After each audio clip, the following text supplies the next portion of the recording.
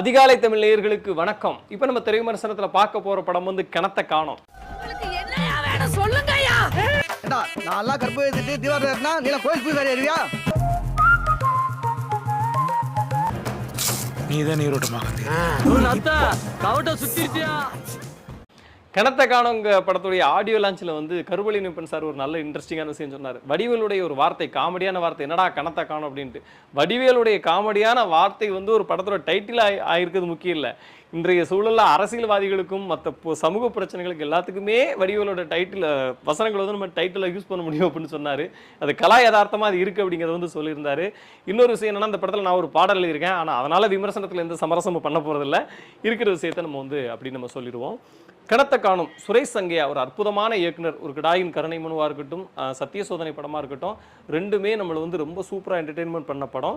அதனால் அந்த படம் மேலே ஒரு பெரிய எதிர்பார்ப்பு இருந்துச்சு. பாவம் அந்த படம் இயக்கிட்டு இருக்கும்போது இறுதி கட்டத்தை இருக்கும்போது பாவம் அவர் இறந்துட்டார். அதனால் அந்த படம் வந்து என்னாக போகுதுன்னு நினைக்கும் போது டீம் எல்லாம் சேர்ந்து ஒர்க் பண்ணி இந்த படத்தை வந்து ப்ரெசென்ட் பண்ணியிருக்காங்க. படத்தோட விமர்சனத்துக்கு நம்ம போகலாம். ராமநாதபுரத்தில் மாவட்டத்தில் ஒரு சிறிய கிராமம், அங்கே ஒரு கோயில் இருக்குது. கோயில் பூசாரியாக யோகி பாபு இருக்கார். அந்த கோயிலுடைய அந்த ஊருடைய முக்கியமான பிரச்சனைனா தண்ணி தட்டுப்பாடு. அசோகமித்திரன் தண்ணீர்னு ஒரு நாவல் எழுதியிருப்பார். அந்த நாவலில் தண்ணி பிரச்சனையை பற்றி படிக்கும்போது நம்ம உண்மையிலே தாகமாக இருக்க மாதிரி நமக்கு தோணும். அப்படியான சூழலில் வந்து இந்த கிராமம் இருக்குது. அப்போ இந்த கிராமத்தில் வந்து எப்படி தண்ணி பிரச்சனை தீர்க்கலாம் அப்படிங்கும்போது அந்த காலத்துலலாம் உண்டு. இப்போ எங்கள் வீட்டில் போர் போடும்போது கூட பார்த்துருக்காங்க. அதாவது தண்ணி இருக்கான்னு பார்க்குறக்காண்டி ஒருத்தங்க வருவாங்க, கையில் ஒரு குச்சி மாதிரி வச்சுருப்பாங்க, அப்படி நடந்து போயிட்டே இருப்பாங்க. அந்த குச்சி எங்கேயாவது ஒரு இடத்துல தன்னால் சுற்றினா அங்கே தண்ணி இருக்குது அப்படின்னு சொல்லுவாங்க. அங்கே போர் போட்டால் தண்ணி இருக்குன்றது ஒரு நம்பிக்கை. சிலருக்கு இருந்திருக்கு, சிலருக்கு இல்லை. இப்போ இந்த படத்தில் அந்த மாதிரி ஒருத்தர் பார்த்து சொல்லும்போது யோகி பாபு வீட்டு முன்னே தான் தண்ணி இருக்குது அப்படின்னு சொல்லிடுறாங்க. யோகி பாபு வீட்டு முன்னே தண்ணி இருக்கா? அப்போ யோகி பாபு அந்த இடத்த கொடுத்தாகணும். சரி, ஊருக்காக கொடுக்குறாரு. அங்கே ஒரு பெரிய கிணறு தோண்டுறாங்க. பார்த்தா அங்கே ஒரு பெரிய ட்விஸ்ட் இருக்குது. ஏன்னா கிணத்து உள்ளே என்ன இருக்குன்னா ஒரு டைனோசருடைய எலும்பு இருக்குது. அதுக்கு பிறகு அந்த ஊரில் பெரிய அதிகாரிகள், தொல்லியல் துறையெல்லாம் வர்றாங்க. நிறைய இஷ்யூஸ்லாம் நடக்கிறது. யோகி பாபுக்கு ஒரு வேண்டுகோள் இருக்குது. அந்த வேண்டுகோள் அரசால் இயக்கப்பட்டதா? அந்த மக்கள் அவங்க என்ன பண்ணாங்க? அந்த ஏரியாவே ஒரு அரசு ஆக்குபை பண்ணிட்டு அந்த மக்களை வெளியில் அனுப்புன்னு ஒரு முயற்சி எடுக்கிறாங்க. அதை யோகி பாபு எப்படி தடுத்து நிறுத்தினார் அப்படின்பதான் இந்த படத்துடைய கதையாக இருக்குது. ரொம்ப இன்ட்ரெஸ்டிங்கான கதை என்பது மாற்றமே இல்லை. ரொம்ப இன்ட்ரெஸ்டிங்கான கதைங்கும் போது நம்ம ஒரு விஷயத்தை சொல்ல வேண்டியிருக்கு.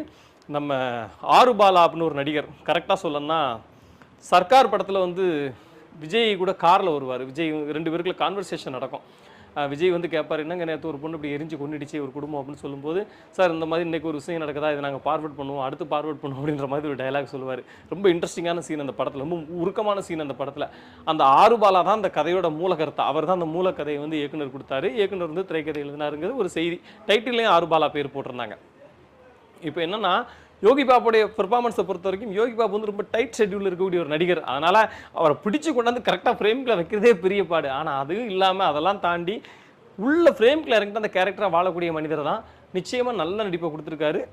இன்ட்ரெஸ்டிங்காக ப்ளே பண்ணியிருக்காரு. அடுத்து சகோதரி ரேச்சல், அவங்க ஒரு கிட்டத்தட்ட ஒரு நெகட்டிவ் ஷேடோட ஒரு இது ஒன்று பண்ணியிருக்காங்க. அவங்களுடைய நடிப்பு நல்லா இருந்துச்சு. இன்னும் சின்ன சின்ன நடிகர்கள்லாம் நிறைய குறிப்பிட்டு சொல்கிற மாதிரி நம்ம நிறைய பேரை சொல்ல முடியும். முக்கியமாக நத்தை அப்படின்னு ஒரு கேரக்டர் ஒன்று இருக்கும். தாத்தா இப்படி வந்து நடக்க மாட்டார், காலை வச்சு ஊனி வருவார். அவருடைய கேரக்டராக இருக்கட்டும். அடுத்து இந்த போர் தண்ணி இருக்கான்னு பார்க்குற ஒரு தாத்தா ஒருத்தர் இருக்கார், அவரோட கேரக்டராக இருக்கட்டும். இன்னும் நிறைய படத்துலலாம் சில நடிகர் ஒரு பேர் டக்குன்னு ஞாபகம் வரல, அதுலேயும் லிஸ்ட்லையும் இல்லை. அந்த நடிகர்களுடைய நடிப்பாக இருக்கட்டும், எல்லாருமே பின்னி பெடல் எடுத்திருக்காங்க. ஒவ்வொரு கேரக்டருக்கான ஸ்கெட்சு, அந்த கேரக்டர்களுக்கான ரைட்டிங்கு, அவங்களோட பெர்ஃபார்மன்ஸு, அவங்களோட இயல்புத்தன்மையை வாங்குகிற நடிப்பு எல்லாமே சுரேஷ் சங்கையா போன்ற நல்ல டைரக்டர்களால் மட்டும்தான் வாங்க முடியும். அதில் மாற்றமே இல்லை. எல்லாரும் அவ்வளோ சிறப்பாக நடிச்சிருக்காங்க. அதுக்கு பின்னாடி அவ்வளோ டைரக்டரோட அவ்வளோ பொறுப்பான உழைப்பு இருக்குது அப்படின்பதில் மாற்று கருத்து இல்லை. நம்ம நிவாஸ் கே பிரசன்னா தான் மியூசிக். அதான் நம்ம வாரம் அவர் சொல்ல வேண்டியிருக்கு தலைவரை. அற்புதமான இசை. இந்த படம் என்னென்ன தேவை, என்னென்ன மீட்ரு, எல்லாத்துக்கும் அவ்வளோ கிளியர் கட்டான ஒரு இசை வந்து கொடுத்துருக்காரு. ஒளிப்பதிவாளர் பொறுத்த வரைக்கும் அவருடைய வேலையும் அவ்வளோ நேர்த்தியாகவே இருந்தது. சில ஷார்ட்ஸ்லாம் ஆச்சரியமாக இருந்துச்சு. யோகி பாபு ஒரு திண்டில் உட்காந்துட்டு புரோக்கர்ட்ட பேசிகிட்டு இருப்பார். அப்படி முக்கோணம் மாதிரி ஒரு ஷாட் ஒன்று போனால் அங்கே ஒரு பொண்ணு வந்து தலைவாரிட்டு இருப்பாங்க. இவங்க லவ்வர் அங்கேருந்து வருவாங்க. எல்லாருமே அவ்வளோ சூப்பர். ஹீரோயின் கேரக்டர் அவ்வளோ அற்புதமாக இருந்துச்சு. ரொம்ப இயல்பு திறமையோடு நடிச்சிருந்தாங்க. செகண்ட் ஹாஃபில் அவங்க இன்னும் கொஞ்சம் யூஸ் பண்ணியிருக்கலாம்னு நமக்கு தோணுச்சுது. இது வந்து நடிப்பு, டெக்னீஷியன்ஸ் ஒர்க்கும் நல்லா இருந்துச்சு. இந்த படத்தை நம்ம ஏன் பார்க்கணும் அப்படின்னா, தண்ணியை வந்து ஒரு சீனில் வைப்பாங்க. நம்ம வந்து குடிக்க தண்ணிக்கு அவ்வளோ கஷ்டப்படுறோம், கைகளுக்கு உள்ள தண்ணியை வேஸ்ட் பண்ணுறாங்களா அப்படின்ற மாதிரி இருப்பாங்க. நம்ம தண்ணியுடைய அத்தியாவசியம் என்ன அப்படிங்கிறத நம்ம உணரணும்னா நிச்சயமாக அந்த படத்தை பார்க்கணும்.